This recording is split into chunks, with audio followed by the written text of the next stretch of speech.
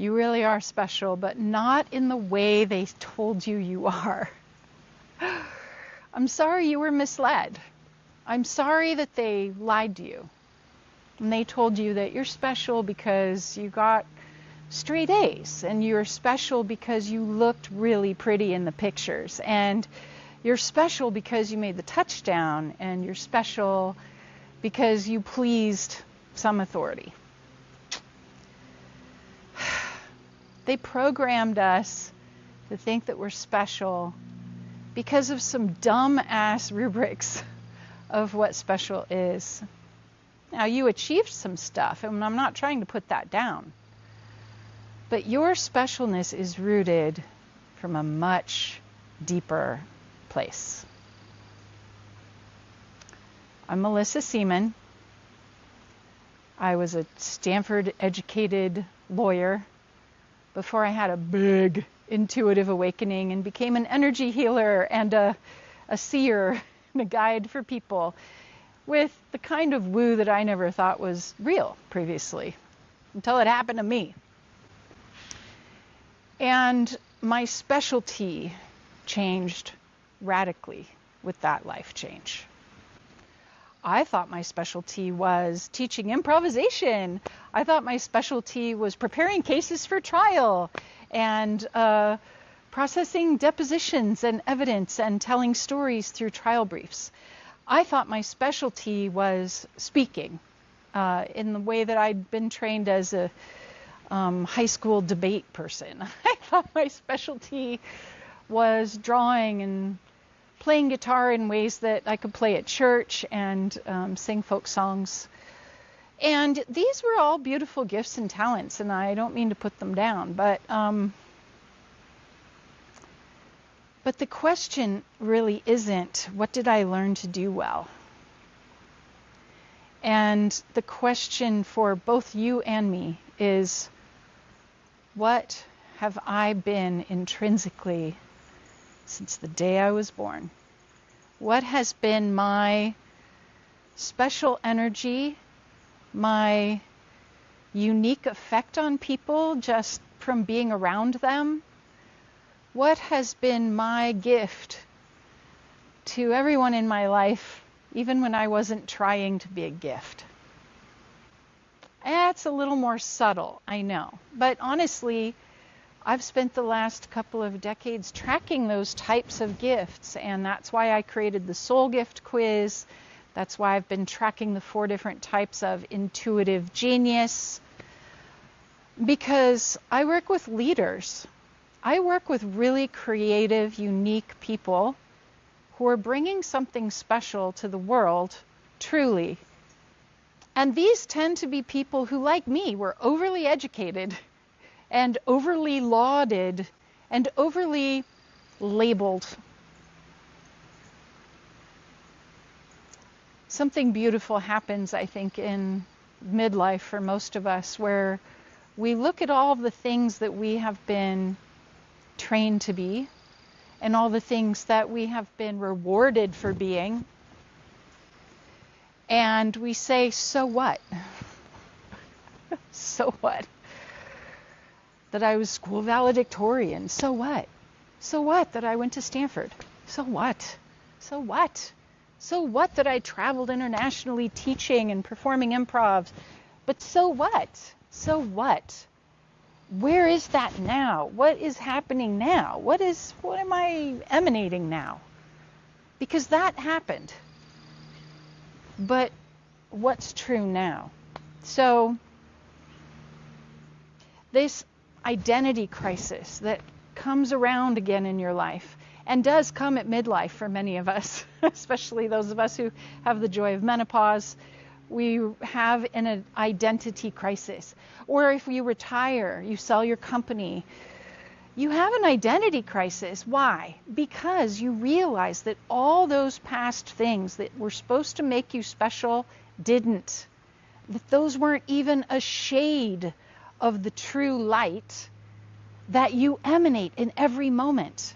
And everyone that loves you dearly, that knows you deeply, can attest to this. It's not that you made your first million by the time you were 25. Who cares? It's not that you created this incredible technical design and then sold your company for tens of millions. Who cares? While these are all notches on the belt, these are not the figuration of your soul. So then what the heck is? If those aren't it, Mellissa, what is? Well, this is the time where we look at the archetype of you that I call the specialist. This is the internal aspect of you that knows you're weird, that knows you're special, that's willing to be only what you intrinsically are. And this is an archetype worth embodying.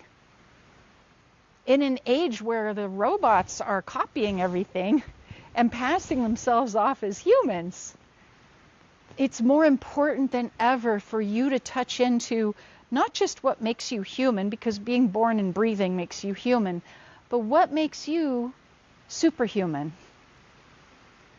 What of your gifts is an emanation?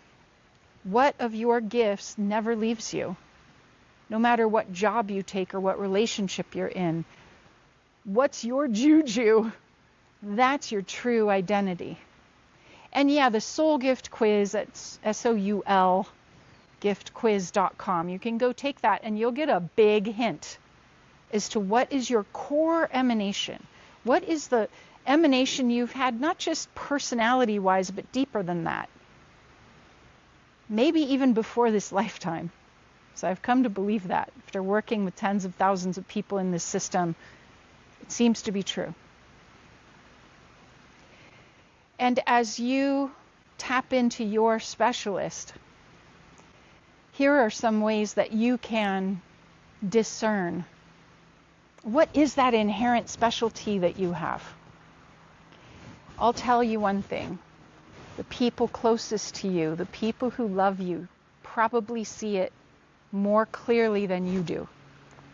Because when you're the fish inside the tank, you don't know there's a tank, right? And so it takes people in relationship with us to show us. And trust me, people pay me a lot of money to dive into them and to elucidate the details that I can see inside of them, of their soul's gifts and their purpose in this lifetime, and the contracts they've already fulfilled for this lifetime, and those that are yet to be fulfilled, if any. And the sweet spot for them, and the reason why they've gone through the previous chapters, and the feeling of the next chapters. And this is all what I do as part of my intuitive work. And of course, you're welcome to check me out with that. But the first thing, the first place to start, in addition to, I really do recommend the Soul Gift Quiz, it's a great jumping off spot, is to ask the people that know you best, that love you and see you in your worst moments and in your best moments, and ask them, what are the qualities that I emanate or that I make you feel that other people don't? And let them put some words to it, because we often can't see it for ourselves. And that's why I do what I do, honestly. Because in addition to seeing you, I am good at putting words to it. You deserve those words. You deserve to hear and to receive the deep acknowledgement of what you truly are before you did all those successful things, before you made the touchdowns and all that stuff. Intrinsically. Because when you know that, when you acknowledge that, and then when you let that be amplified through all the other masks and jobs and duties that you might have to do as part of your work, but when you sort of amplify the essence of who you are inside of that, your perceived value goes up for you and for others. Your effectiveness goes far up. And you learn what people you need to balance you out, to support who you are. Because none of us is a one-person show. And if you don't believe that, you should listen to the last to the last lesson in this series that I recorded. None of us is a one-person show. Not if you're really going to be a leader who is successful and received, impactful, and inspired. So, you are a specialist. What's your specialty? Not because you went to grad school on a topic. What is your effect intrinsically in the quiet moments? Pay attention to that. Center your service in this world around that. Center your business around that. And you will find the acceleration that goes beyond identity and into your unique genius, the genius that you were born to channel in this lifetime, the genius that flows through you effortlessly when you're open. That's where your deepest impact can be made. That's where your deepest inspiration can be found. That's where your deepest value is waiting to be discovered.